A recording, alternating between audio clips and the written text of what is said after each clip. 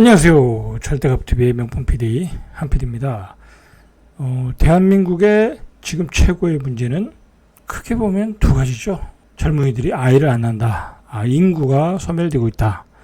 두 번째로 문제는 대한민국의 젊은이들이 서울 수도권으로 다 몰려가고 있다. 이제 나이 드신 분도 서울에 사시는 분들도 지방으로 내려갈 생각이 없다. 그죠? 서울에 집중화, 수도권에 집중화 현상이 일어나고 있다. 자, 그것에 따른 문제들이 또 얼마나 많겠어요. 그죠? 그 보수적인 이야기는 할 필요가 없죠. 자, 가장 큰 문제는, 수도권의 집중화로 수도권의 집값이 계속 오르고, 수도권의 분양가가 계속 오르고, 자, 젊은이들. 자, 한푼없이 그냥 직장 때문에 서울로 올라가서 고시원에 살고 원룸에 사는 젊은이들이 집 살 생각을 할 수가 없겠죠. 그죠? 그러니까 결혼도 포기하고, 그죠? 당연히 그러니까 인구가 소멸되고 있고. 자, 대한민국이 완전히 망했네요. 와, 그 정도로 낮은 수치의 출산율은 들어본 적이 없어요. 이 미국의 석학, 인구학에 관한 석학 교수가 대한민국의 출산율을 보고 보인 반응이에요. EBS에서 그런 프로그램을 만들었나 봐요. 자, 세계가 놀라고 있어요. 자, 우리는 이걸 굉장히 당연하게 보는 거야. 왜? 현실적으로 아이를 낳을 수가 없으니까. 그죠? 어떻게 할 수가 없으니까. 그죠? 어떻게 할 수 없으니까 당연한 거로 받아들이고 있는데, 세계의 유명한 석학들, 그리고 알런 머스크는 대한민국이 걱정이라는 거야. 그 OECD 한 10위 안에 드는 나라가, 조만간 인구 소멸로 나라가 없어질 수 있다. 망할 수도 있다. 세계 사람들은 걱정하는데 우리나라 사람들은 걱정 안 하고 오직 그 아이들 교육, 그죠? 아이들 교육, 의대 몰빵, 그리고 부동산에 몰빵, 그러고 있는 거야. 반대로 가고 있는 거야, 사실은. 우리가 잘 살 수 있는 방향과 반대로 가고 있는 거야. 자, 지금 알려진 바에 의하면 우리 합계 출산율이 0.78. 그러니까 시간이 지나면 그냥 대한민국은 소멸되는 거야. 한 명도 안 나니까 이렇게 한 100년, 200년 가면은 그냥 소멸되는 거야. 이거 사실 이 조상님한테 이게 저희 지금 살고 있는 저희 세대의 땅이 아니잖아요. 그죠? 저희 세대의 대한민국이 아니잖아요. 그죠? 이거는 우리 조상들이 수천 년 동안 만들어 놓은 역사를 지금 한순간에 다 무너뜨리고 있는 거야. 그죠? 그러니까 이렇게 대한민국을 끌고 가는 거에 대해서, 그죠? 이렇게 출산율이 떨어지는 거에 대해서 이 어떤 그 정치를 책임지고 있는, 국가 운영을 책임지고 있는 이 정치인들이 아무 일도 못한다. 계속 이런 수치가 나온다라는 것은 그 사람들은 굉장히 역사에 반역행위를 하고 있는 거야. 역사의 반역행위. 그죠? 그렇잖아요. 대한민국이 망하고 있는데 아무 조치를 못하고 있다. 아무런 혁신적인 조치를 못하고 있다. 그거는 직무유기를 하고 있다라는 거야. 그죠? 오직 자기들 정권 잡기 위해서 그렇다는 거야. 그렇게 생각할 수밖에 없죠. 그죠? 이건 조상님들한테 죄송한 거죠. 죄송한 거야. 자, 2022년 이게 출생 사망 통계에 나온 수치예요. 이 0.78은 세계 최저 수준. 2020년 기준 OECD 평균 합계 출산율이 1.59. 그러니까 선진국의 평균 출산율이 1.59인데 절반에도 못 미치고 있다. 자, OECD 38개국 중 1위가 이스라엘. 이스라엘은 어떤 그 아이들을 많이 낳는 게 어떤 신의 뜻이니까. 그죠? 신의 뜻이니까 이 나라는 2.9명. 거의 3명을 낳네요. 그죠? 참 이런 나라 가서 배워야 돼. 자, 2위가 멕시코 2.08. 자, 우리보다 못 사는 나라인데도 아이를 많이 낳아요. 그러니까 이 행복의 기준이 달라서 그래. 그죠? 행복의 기준. 우리 행복의 기준은 아이가 태어나서 잘 먹고 잘 살고 사회의 상류층이 되는 게 행복의 기준이야. 그죠? 근데 그 행복의 기준이 상류층으로 못 들어가고 좋은 대학 못 들어가고, 그죠? 당장 결혼해도 내가 구질구질하게 살아야 되고, 그러니까 애들이 결혼 안 하는 거야. 행복의 기준이 오직 그냥 물질에 있는 거야. 그죠? 좋은 주거지에 있고, 그리고 자산의 축적에만 있는 거야. 그죠? 그게 꼭은 아닌데, 그죠? 그게 꼭은 아닌데, 그리고 꼭 서울에 살아야만 된다는 게 행복의 기준은 아닌데, 그죠? 지방도 좋잖아요. 지방도 좋아. 세종 같은데 여기 얼마나 좋아. 그죠? 천안 같은 데도 좋고, 그죠? 천안 같은 데도 집 싸잖아요. 충분히 분양받으면 서울보다 훨씬 싸게 살 수 있어. 천안 수도권하고 가깝잖아요. 그죠? 천안 같은 데도 대안이 될 수도 있고, 조금 멀다 싶으면. 대전도 대안이 될 수도 있고, 그죠? 그리고 지방 광역시, 광주, 대구, 부산, 그런 데도 다 대안이 될 수 있는데, 그냥 무조건 서울이야. 글쎄요, 다 서울 올라가서 다 성공하는 것도 아닌데, 대구, 대전, 그런 데도 좋은 직장 많은데, 그죠? 예? 거기도 대기업 있잖아요. 그죠? 그런 데서 어떤 나름대로의 행복 기준을 가지고, 그러니까 이게 사회가 만들어 놓은 행복 기준을 가지고 보니까 애들이 그냥 무작정 결혼 안 하는 거야. 무작정 결혼 안 해. 자, 출산율이 우리하고 비슷하다고 하는 나라, 그러니까 출산율이 떨어진다고 하는 나라, 일본도 출산율이 1.33이야. 그죠? 꼴찌에서 두 번째 37인 이탈리아의 합계 출산율도 1.2명. 굉장히 개인주의적인 나라잖아요. 이탈리아는. 그런데도 1.24. 그러니까 우리는 어떤 다른 구조적인 이유가 있는 것 같아. 그죠? 구조적인 이유가 있지 않고서는 애들이 결혼을 포기하겠어요. 그죠? 철학적으로 그냥 나는 혼자 살겠다. 그럴 수 있잖아요. 그런 사람도 있으니까. 연애도 안 하고. 그런 사람들은 그렇게 많지 않거든요. 그죠? 근데 이거는 무작정 결혼 안 하겠다는 거잖아. 그냥 무작정 결혼 안 하겠다. 이거 얼마나 큰 문제야. 제 개인적인 생각으로는 우리가 결혼을 안 하는 것은 여러 가지 이유 중에 하나가 여러 가지 이유 중에 하나가 있지만 제 개인적인 생각은 이런 이유도 있는 것 같아. 얼마 전에 몇 년 전에, 요즘은 그런 드라마 조금 사라진 것 같은데 조금 정책적으로 사라졌는지 몰라도 막장 드라마가 있었잖아. 그죠? 막장 드라마. 그게 그냥 막장 드라마가 아니거든. 그냥 그 시대의 사회를 반영하는 거야. 알고 보니까. 그죠? 그 막장 드라마가 요즘 우리 부모 형제들 사이에서 얼마나 많이 일어나. 진짜 웃지 못할 일이 일어나잖아. 부모님 돌아가시면 재산 때문에 싸우고, 살아계실 때 또 싸우고, 그죠? 그 막장 드라마, 그런 거 보면 젊은 애들이 결혼하고 싶겠어요? 그죠? 그러니까, 그리고 우리 젊은이들은, 저도 그렇지만, 저희 세대 때는 그래도 다 결혼했지만, 그래도 문제가 있던 건 뭐냐면, 학교 다닐 때, 대학교 다닐 때, 고등학교 다닐 때, 교육적으로 그런 것들을 이렇게 가르쳐 주질 않았어. 국민윤리 시간, 그 다음에 뭐죠? 도덕, 무슨 시간이더라? 문학, 무슨 시간인데? 그런 시간에 이런 걸 가르쳐 줘야지. 예? 가정을 이루어서 어떻게 가정을 이루면 어떤 행복이 나에게 주어지는가. 그리고 부부와 결혼을 해서, 여자와 결혼해서 아이를 낳으면 그 아이가 나에게 어떤 행복을 주는 건가. 우리 학교 다닐 때 그거 배웠어요? 그런 거 시험 문제 나왔어요? 그죠? 그런 거 논술에 나왔어요? 안 나왔잖아. 그죠? 이상한 문제들이나 논술 내고. 그런 걸 내서 아이들이 어렸을 때부터, 왜 가정을 가져야 되는지, 왜 아이를 낳아야 되는지, 그죠? 그런 걸 느끼고 행복감을 느껴야 아이 출산율로 이어지는 건데, 이거는 아이들이 그런 건 전혀 학교 다닐 때 배우지도 않고, 아이들의 머릿속에서 한참 결혼을 할까 말까 고민할 때 막장 드라마를 배주니까 애들이 결혼하겠냐고. 그죠? 근데 그게 지나고 보니까 막장 드라마가 우리는 비현실적으로 그때 봤잖아? 근데 그게 다 현실이야. 그런 거를 막 배주니까, 이건 가정을 이루면은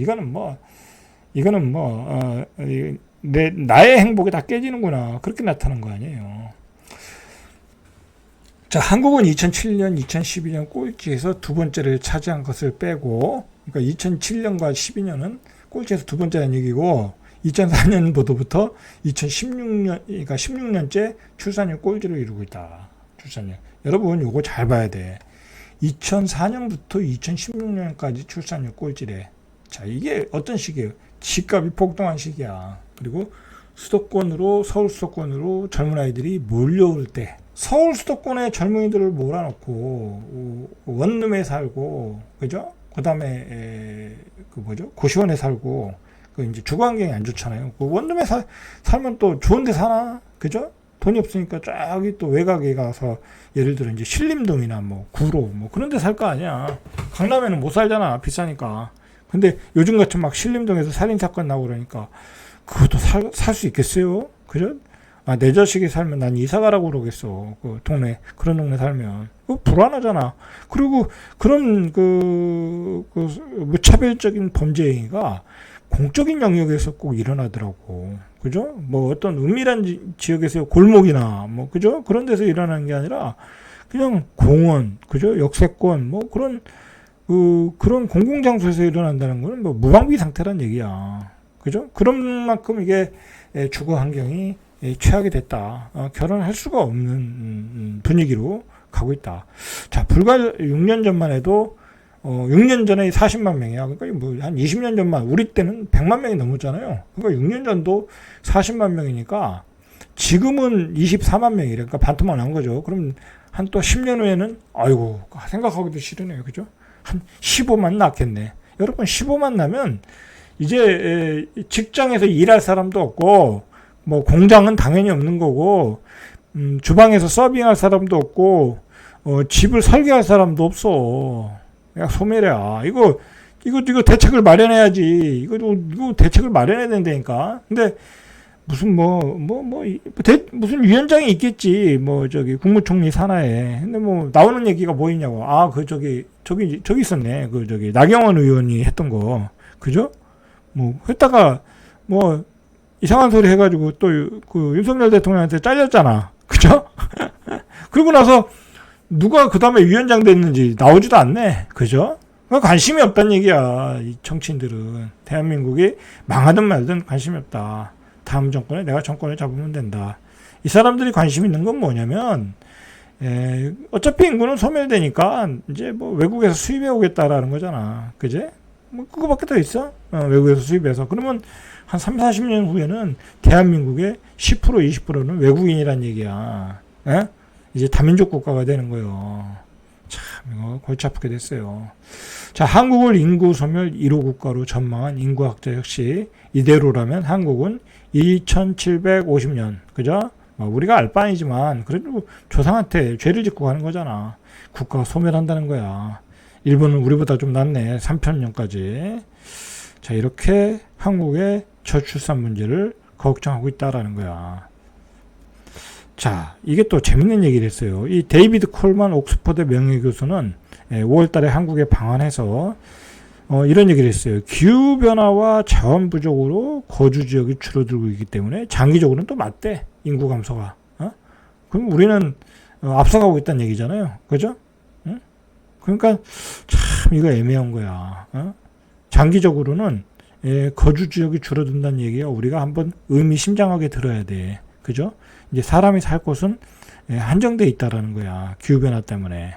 그죠? 아, 이거 고민스러워요. 이게 우리가 결정적으로 문제가 뭐냐면 결혼하면 제일 중요한 게 뭐예요? 자, 그런데 우리 그 20대, 30대 지금 앞으로 결혼할 친구들은 일기 신도시에서 자란 세대들이라고. 그죠? 우리와 같이. 그죠? 제 자식 뭐 나이 정도 되겠죠. 자, 그런 사람들이 그래도 부유하고 넉넉하게 자랐단 말이야. 좋은 환경에서 일기 신도시에서. 그런데 뭐 빌라나 그죠? 뭐 원룸이나 오피스텔이나 그런 데서 신혼생활을 못하지. 이 주거가 더 올라가면 상향화돼야 되는데 하향화돼서 살겠냐고. 그런데 새 집을 받으려고 하니까 국평의 분양가가 10억이 넘는다는 거야. 10억이면 싼 거지 지금. 그지? 자, 광진구 롯데캐슬 이스트폴이 최근에 분양한 게 분양가가 14억 9천이야. 그죠? 그나마 A급지에. 그러니까 뭐 이런 건 꿈도 못 꾸는 거고. 그 다음에 여기는 그래도 중산층이 살 수 있는 곳이야. 이 외대 앞에 있는 건데 레미안 라그랜드 전용 84. 저 여기는 가격이 11억이야. 11억. 그러니까 이것도 한 12억 있어야지. 자, 12억이 있습니까?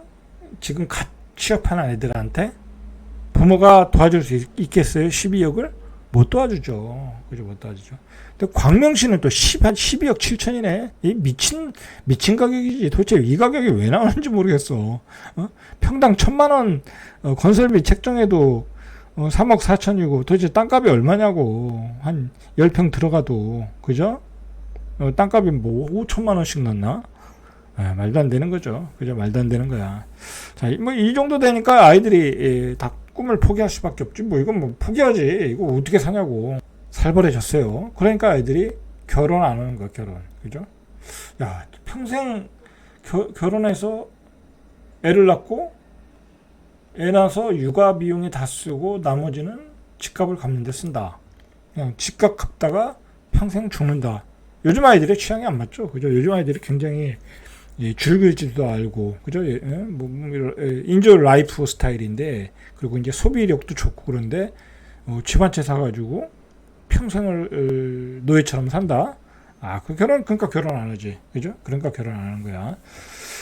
자, KB부동산에 따르면 올 1분기 기준 서울 아파트 담보대출 PIR, 담보대출이에요. 대출 받은 PIR 기준이 14.5배래. 그러니까, 지금 담보대출 받은 사람들이 평생 돈 하나도 안 쓰고 14년, 한 15년을 갚아야 된다는 거예요. 15년이면 35세에 집 샀으면 50세까지 하나도 안 쓰고. 그러니까 현실적으로 불가능한 거죠. 어떻게 하나도 안 쓰냐고. 그러니까 못 갚는다는 얘기야, 평생. 자, 문제는 분양가가 계속 올라가고 있어. 그죠? 5월에 상승률이 1.38, 6월이 2.77. 작년보다 올해 상승한 게 한 13%. 그죠? 계속 올라가고 있는 거야. 근데 중요한 거는 지금 분양가가 올라가는데 정부는 전혀 제지를 안 해. 그리고 어떤 조치도 내리지가 않고 있어. 이렇게 올라가면 사실은 이 분양권 전매 제한을 내려야 되거든.